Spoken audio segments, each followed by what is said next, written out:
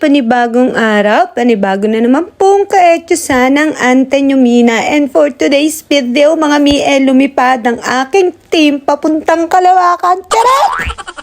Napag-usapan namin ng ate ko na magkikita na nga lang kami sa palengke na malapit dito sa amin para bumili ng cake. Kaya lang mga mi, naubusan na. Kaya eto, kahit wala sa plano, pumunta kami ng SM para dito na lang ibili ng cake si Chong Chong. Barya nga ang dala ko mga mi dahil galing pa ito sa alkansya ng nanay ko.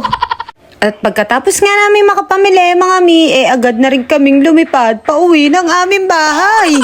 Pero bago nga ako umalis mga mi para bumili ng cake at pagbaba ko muna sa aming bahay, napansin ko na ang mga pampaswerteng prutas ng aking nanay. Kung sa mga pampaswerteng pamahiin lang naman mga mi, ilalabang ko talaga itong si Mudra.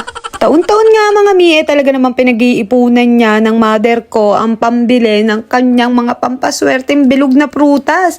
Hindi lang 12 mga mi, 13, 14, umaabot pa ng 15. Kaya naman mga mi, hindi siya papayag na mabawasan nyo nang wala pang countdown, no? Eto yung bunso ko, nagnenok ng kanyang ubas. Anyways mga mi, pagka-uwi ko galing bahayo, eto't nagmekos-mekos na ako ng aming buko salad.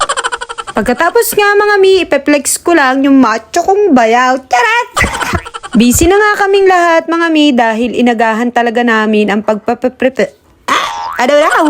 Gusto nga namin mga mi na maagang matapos para maaga din kaming makapagpahinga. Eto muna, yung dalawang batang lungkot-lungkutan ng mga pagmumuka. Dahil nga mga mi, hindi sila pwedeng makialam sa ginagawa ng kanilang atit kuya. Yung aking panganay mga mi at ang aking pamangkin ang sila namang nakatoka dito sa pag-aayos ng aming design. Kanya-kanya nga kami ng toka ng gawain mga mi para mapabilis ang aming paghahanda. At alam nyo na mga mi masur na pag ang usapan ay pagkain, of course, ang masarap ang masarap magluto, ang nakatoka sa kusina. Kapatner ko sa ganitong gawain mga mi, ang tatay ko dahil kaming dalawa lang naman talaga mga mi ang masarap magluto dito sa bahay. The rest mga mi, tagakain lang yun. Tapos mga mi, kung ang usapan kung paano pagagandahin ang setup ng aming lamesa, ang magaling dyan ng atit nanay ko. Sa kanila nga nakatoka ang mga ganitong gawain mga mi hanggang sa matapos ang handaan dahil sila din naman ang magaling sa pagbabalot ng mga tirang ulam. Sila ang nagsasalansan sa rep dahil mga mi, wala naman akong talent pagdating sa mga ganyan. Anyways mga mi, fast forward na nga tayo at nakaayos na ang aming lamesa. Kaya naman pwede ko nang iyabang ang aming mga handa. Charat! So ganito ang aming gawain. Gawain mo, gawain natin, gawain ng lahat mga mi ang iyabang at i-flex ang ating mga lamesa. Aminin! Totoo, diba?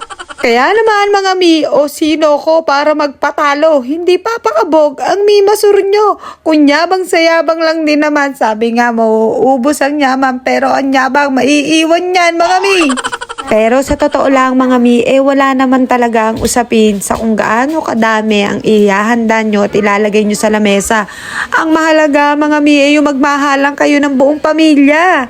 Anyways mga mi, eto yung hindi nawawala sa mga inihahanda ng nanay ko pagsasalubong ng bagong taon. Eto mga mi, ang kanyang mga pampaswerte. Flex ko na rin pala mga mi itong dalawang batang habadera na may labanan mamaya sa pagiging best actress. Eto na nga ang entry ni Boss Eli sa pinamagatang ang tunay na prinsesa ni Papa. Eto naman kay Seseng sa pinamagatang the unexpected gift ni Mami. Aray ko po mga mi, walang nagpatalo sa kanilang dalawa. Tapos, isa-celebrate na namin ang birthday ni Chong Chong. Kahit Pasko ang birthday niya, bagong taon ko isa-celebrate mga mi. Wala lang. Ang hirap ng pagsabihan ng batang ito at makailang beses na nga sinindihan ng tatay ko ang kandila dahil mga mi, hindi pa tapos ang kanta, wala na siyang ginawa kundi hipanin yung kandila. Kaya eto mga mi, bandang huli, hindi na kinaya ng kanyang powers, nahubusan na ata ng hininga. Kaya naman, to the rescue, yung dalawang batang babaeng habadera. At sila na nga ang nag-blow. Yay! May regalo din ako sa panganay ko at sa aking bunso na hindi ko na nga nabalot mga mi. Mga anak, pagpasensyahan nyo na si mami dahil kinulang na talaga sa oras at busy-busy ang inahin ninyo. Sa pamilya ko nga mga mi, ay lahat naman talaga kami dito ay puro mga dancer. Wala nga papakabaog sa mga nagtitiga sa naming mga katawan.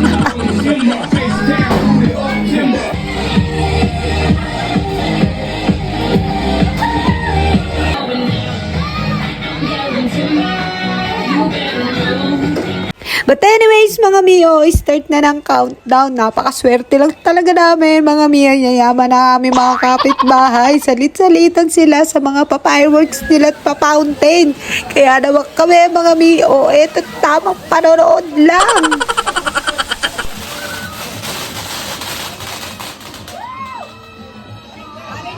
But anyways mga mi, ay muli na naman naming sinalubong ng isang masaya at puno ng pagmamahalan ang aming bagong taon.